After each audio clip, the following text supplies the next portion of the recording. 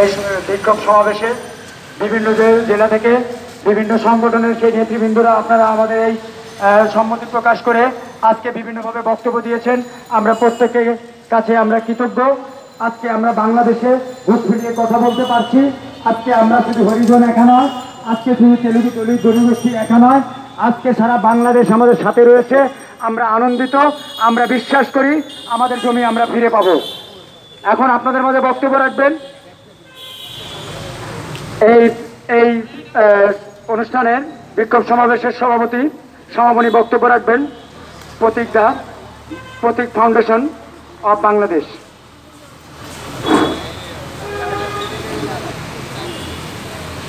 শরৎ আমার কথা শিল্পী, কথা বুঝি শরতের, সুকান্ত মোর ব্যথার সাথী, ব্যথা বুঝি সুকান্তের।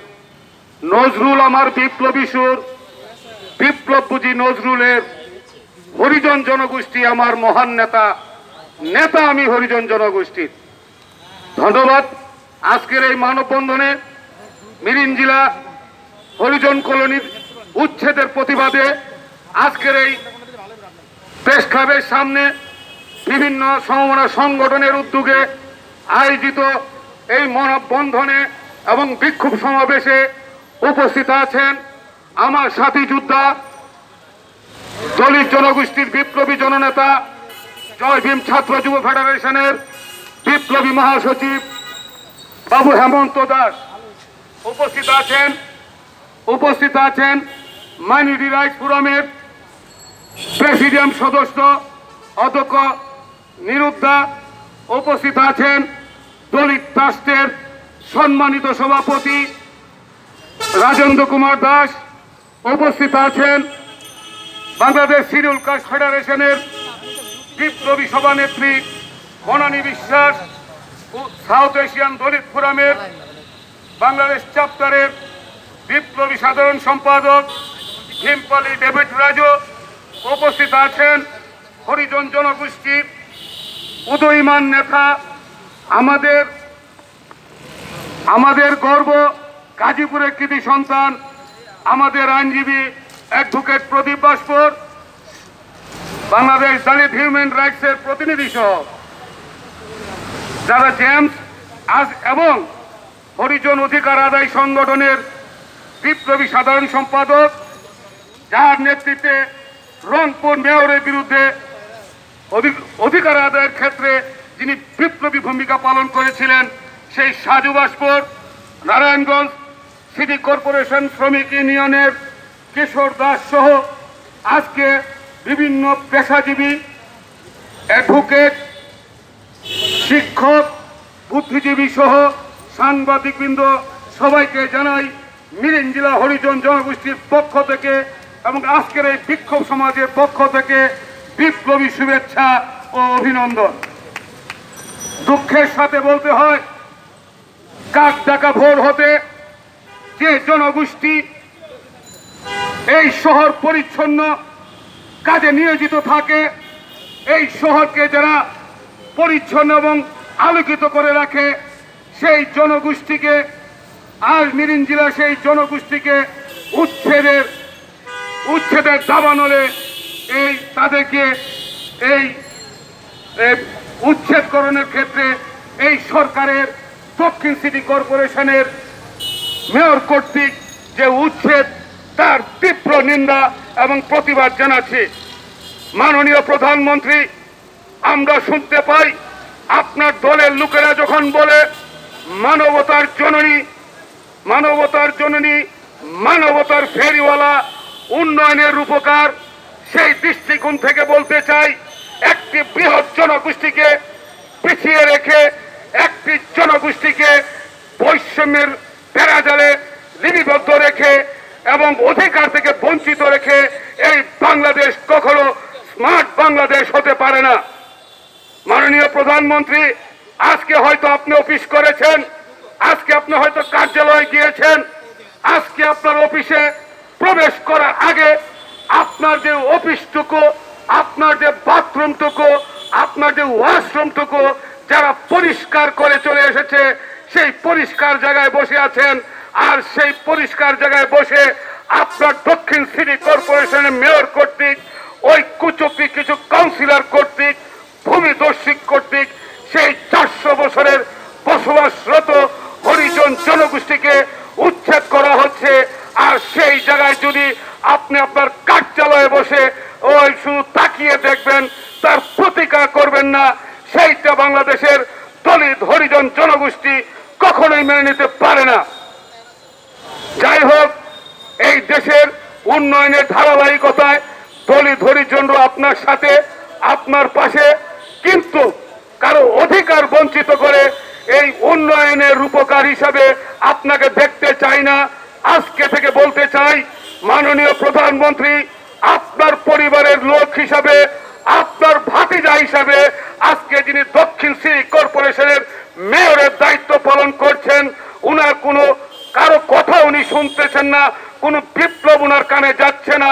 সেই বিপ্লবকে, সেই হরিজন জনগোষ্ঠীকে আজ পথে রেখে উনি চলে গেলেন হজ করতে। আমি বলতে চাই, আমরা ধার্মিক মানুষ, আমি চাই আমরা জানি সংখ্যাগরিষ্ঠ একটি দেশের মধ্যে সংখ্যা লঘু মানুষরা যখন বসবাস করে, সেই সংখ্যাগরিষ্ঠ মানুষগুলো তাদের চাপার যে দাঁতগুলো সযত্নে রাখে, ঠিক তেমনি সংখ্যাগরিষ্ঠ মানুষগুলোই তাদেরকে সেইভাবে নিরাপত্তা প্রদান করবে এই সংখ্যালঘু মানুষদের। সেটা আপনাদের ধর্মীয় বাণী, সেই ধর্মীয় বাণীটুকু আপনারা দৃষ্টিকোণ দেন না। এবং আমি আপনাদেরকে বলতে চাই, এই হরিজন জনগোষ্ঠী সেই রোহিঙ্গাদের মতো এই দেশে তাদেরকে ঠেলে দেওয়া হয় নাই। এই জনগোষ্ঠীকে অবিভক্ত ভারতবর্ষ থেকে সেই একটি চুক্তির মাধ্যমে তারা আমাদেরকে এই বাংলাদেশে নিয়ে এসেছেন। এবং সেই চুক্তিতে লেখা ছিল, আপনাদের ভাত, কাপড়, থাকার নিশ্চয়তা প্রদান করা হবে, 6টি মৌলিক অধিকার যথাযথভাবে পালন করা হবে। সেই চুক্তি করার পরেও আপনারা আমাদেরকে রোহিঙ্গা মানিয়ে ফেলেছেন, আমাদেরকে উচ্ছেদ করতেছেন। আমি বলতে চাই, দক্ষিণ সিটি কর্পোরেশন মেয়র মহোদয়, আপনি একটি সুশিক্ষিত মানুষ, একটি আইনজীবী হয়ে কিভাবে বেআইনিভাবে বিনা নোটিশে এই মিরিঞ্জিরা হরিজন কলোনিকে উচ্ছেদের পায়তারা করছেন, সেইটার জন্য আমরা ধিক্কার জানাচ্ছি বাংলাদেশের হরিজন জনগোষ্ঠীর পক্ষ থেকে। সেই আশা আমরা করিনি। শেখ পরিবারের, বঙ্গবন্ধু পরিবারের সদস্য দ্বারা বাংলাদেশের দলিত হরিজন জনগোষ্ঠী অধিকার বঞ্চিত থাকবে, সেইটা দলিত হরিজন জনগোষ্ঠী মেনে নিতে পারে না। আপনারা নির্বাচন যখন আসে, ভোট ব্যাংক হিসাবে আপনাদের তফসিলি জনগোষ্ঠীকে ব্যবহার করে থাকেন।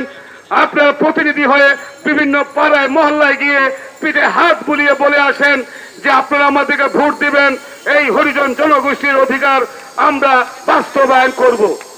এই যে মিথ্যা অজুহাত দিয়ে ভোট নিয়ে আসলেন সেই মেয়র তাপস মহোদয়, সেই সাংসদ চিত্রনায়ক ফেরদৌস, ওনার কোনো কথাই আমরা বিবৃতি শুনতেছি না।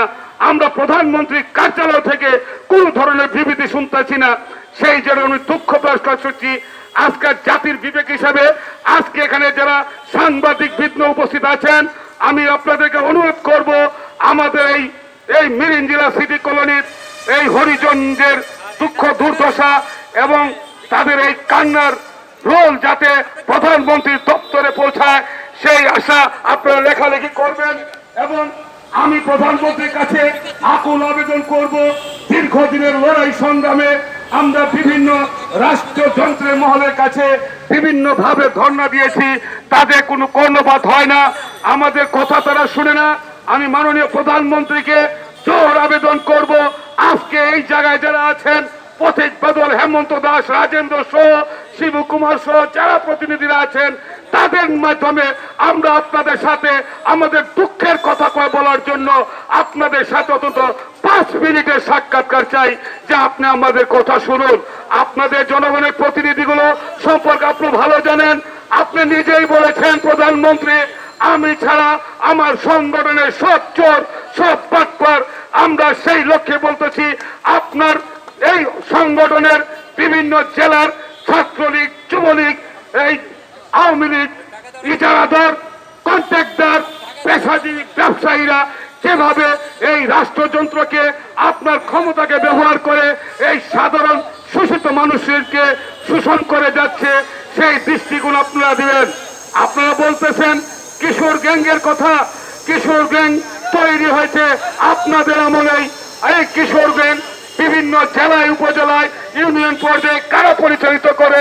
এই কিশোর গ্যাং পরিচালিত করে সেই ছাত্রলীগ, যুবলীগ এবং আওয়ামী লীগের অঙ্গ সংগঠনের নেতৃবৃন্দ। হরিজনরা কখনো চোর হতে পারে না, হরিজনরা কখনো ডাকাত হতে পারে না, হরিজনরা কখনো মাদকাসক্ত হতে পারে না, হরিজনরা কখনো ছিনতাই করতে পারে না, হরিজনরা কখনো ভূমিদস্যু হতে পারে না। মিথ্যা অপবাদ দিয়ে আমাদের এই সরল মনা মানুষদেরকে এই সেবাদানকারী জনগোষ্ঠীকে আপনারা গ্যাং বানিয়ে ফেলছেন। আসলে পত্রিকায় যখন দেখি ওই গ্যাংধারা আক্রমণ, তখন তো আমরা কিছুই বলেন না, আর আমাদেরকে মিথ্যা অজুহাত দিচ্ছেন। বাংলাদেশের মধ্যে যদি কোনো শান্তিপ্রিয় জনগোষ্ঠী থেকে থাকে, আমি চ্যালেঞ্জ করে বলতে পারি সেটা হলো তফসিলি দলিত হরিজন জনগোষ্ঠী। তাদের দ্বারা মানুষের সেবা ছাড়া আর দুর্নীতি হতে পারে না।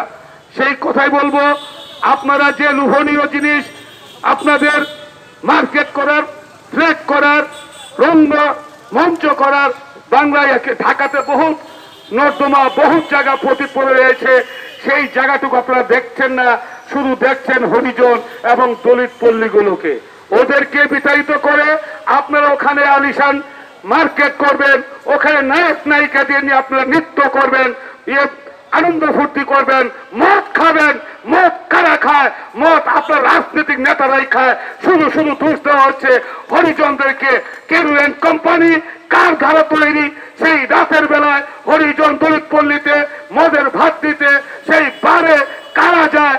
কারা, কোন মহিলারা, কোন সভ্য শ্রেণীর মেয়েরা ড্যান্স করে, নৃত্য পরিবেশন করে, এটা সবারই জানা। আমি সেদিকে যাব না। আমি মেয়র তাপস মহোদয়কে বলবো, আপনি একটি মার্জিত ব্যক্তি, আপনি এই 400 বছরে বসবাসরত এই হরিজন জনগোষ্ঠীকে সেই উচ্ছেদকৃত জায়গায় ওইখানে পুনর্বাসন করবেন এবং ওই জায়গাতে আপনি দলিল মূলে রেজিস্ট্রেশন দিবেন, রেজিস্ট্রি করে দিবেন, সেই আবদার করছি। আরেকটি আবদার করতে যাচ্ছি, আমরা স্টে অর্ডার করিয়েছি 30 দিনের জন্য। আমরা সেই ভূমি পাবার জন্য আরেকটি অর্ডার করানোর জন্য আমরা আবার হাইকোর্টের কাছে যাব। সেই আশা প্রত্যাশা রেখে মাননীয় প্রধানমন্ত্রীকে ধন্যবাদ জানিয়ে আপনার সুদৃষ্টি কামনা করে মিরিঞ্জ জেলাতে আপনি দৃষ্টি দিবেন, আপনি মিরিঞ্জ জেলার প্রতি প্রতিকার করবেন এবং আমাদের সাথে একটি টিমের সাথে আপনার কার্যালয়ে একটি সাক্ষাৎকারের ব্যবস্থা করবেন, সেই আশা প্রত্যাশা করছি।